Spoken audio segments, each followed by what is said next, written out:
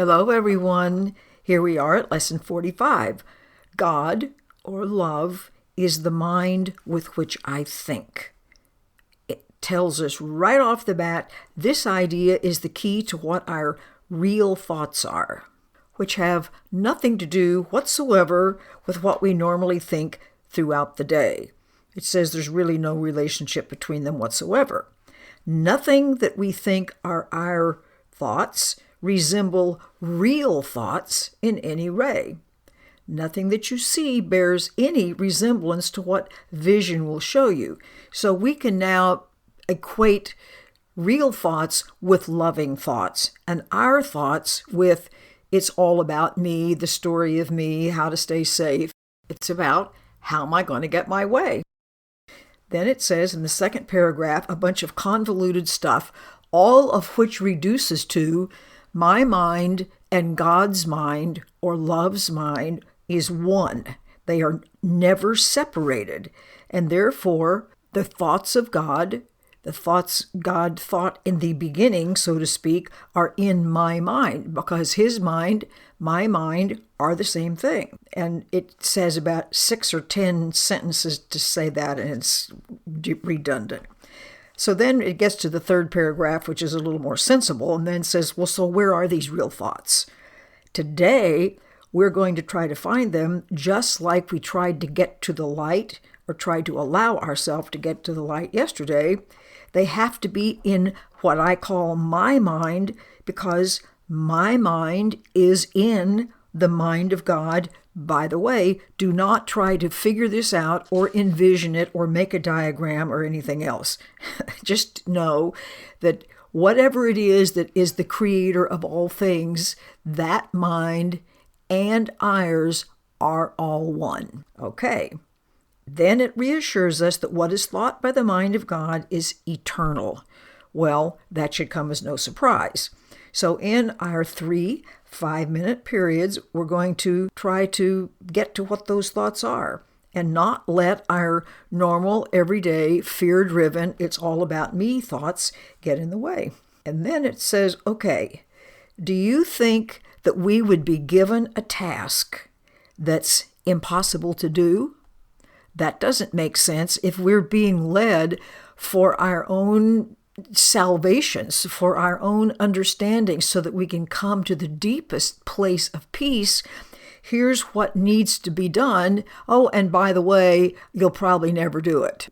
That hardly makes any sense. So it says, of course it's possible for you to do, or this would not be a step along the way. And we want to understand that not only is this possible, we want to do this. This is a step to our peace of mind. And it says, of course, you can't fail because it is the will of God. Again, that's a phrase that refers to something that you cannot possibly put in words, except let's just say it's meant to be and going to happen. Well, then we can hardly fail to do something if it's meant to be and is going to happen. So in our exercises for today, think of a few of your thoughts, of your little personal, ordinary, it's all about me thoughts. And then repeat this lesson. God is the mind with which I think. And then my real thoughts are in my mind, and I would like to find them.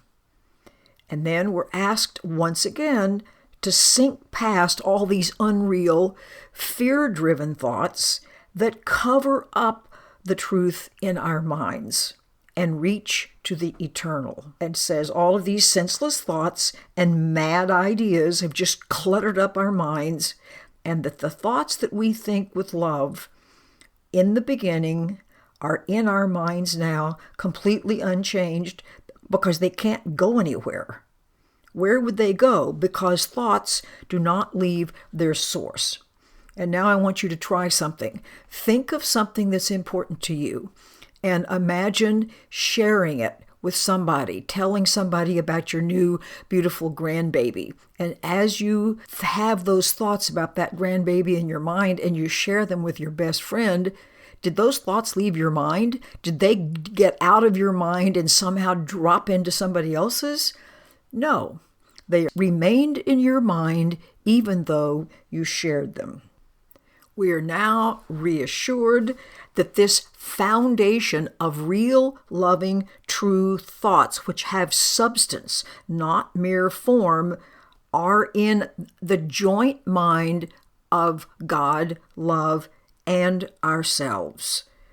And it says you're asked to do this one thing. Well, we need to pay attention when it says do one thing, and that is necessary, and that is approach this exercise as you would an altar. That's a very holy, sanctified place in heaven to God the Father and God the Son. That would be us and love, always, inevitably, and forever joined together as one. Because it says that's how big this place is we're trying to reach. That this is not an idle game. This is not a little parlor trick in some way. This is an exercise in holiness and an attempt to reach the presence of love itself. It calls it the kingdom of heaven, but since that conjures up we don't know what for people, think of it as the actual substantive presence of love. And of course, to do the shorter exercises, and as you do, to try to understand the holiness of you, of your mind, of the loving thoughts that are in it. And finally, it asks us to stand aside, however briefly, from all the thoughts that are unworthy of Him whose host you are. In other words, to stand aside from all of our fear-driven, it's all about me thoughts, and thank Him for the thoughts He is thinking with you, i.e., those loving, foundational thoughts that we can't comprehend at this moment, but are part of all that is forever and ever. Have a great day. Remember, those beautiful, loving thoughts are right there waiting to be discovered. Have a super day. Bye.